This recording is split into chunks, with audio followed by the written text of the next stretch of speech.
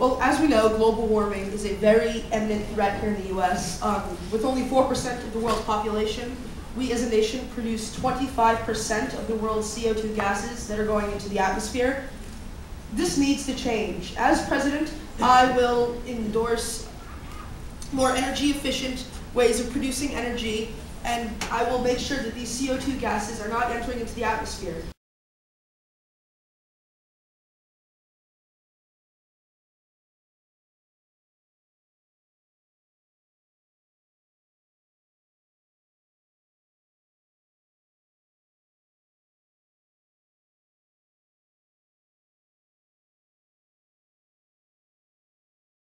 I believe that the American people have a right to a responsible government.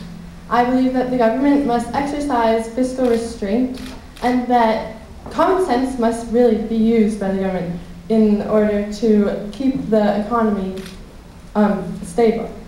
Well, I agree with Senator McCain, but I also believe that we should take steps a bit further. I believe that we should conduct reviews of the federal government, for example, and find out where such economic spending is going wrong. We need more fiscal discipline in this government because at the moment we're, of course, are in a huge deficit and we need to find a solution to this issue.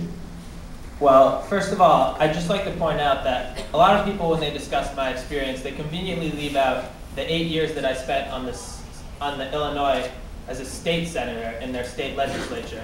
And with that time, I've actually spent more time in public service than both Edwards and Clinton.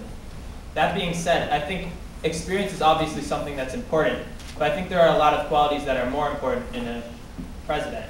Well, I was married during the September 11th attacks, and through this, I have experienced tragedy firsthand. I was at ground zero almost as much as the workers were. I know what these terrorists are capable of, and it is not pretty. America needs a strong middle class for the simple purpose of equality. Income inequality has risen to the highest level since 1929.